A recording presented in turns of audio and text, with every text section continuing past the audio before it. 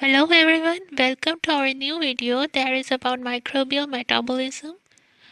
Metabolism is the sum of all the chemical reactions carried out in any living cell.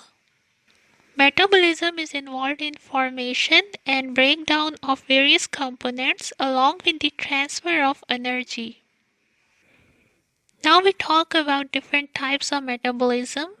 Metabolism can be broadly divided into two main categories. Number one is catabolism and the second one is anabolism. Now we see what is catabolism. Catabolism is the process during which complex organic compounds are broken down into simple components. During this process, energy is released. A part of the energy released by this process is utilized by the cell for the building of its structural components and carrying out various functions, while the rest of the energy is released in the surrounding in the form of heat.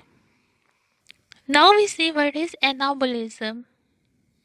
The second part of metabolic reactions are called anabolism. During anabolism, simpler compounds are combined to form a much complex structure. During the process of anabolism, energy is required for the formation of complex structures. Thank you for watching the video. Please subscribe to our channel and click on bell icon for more videos.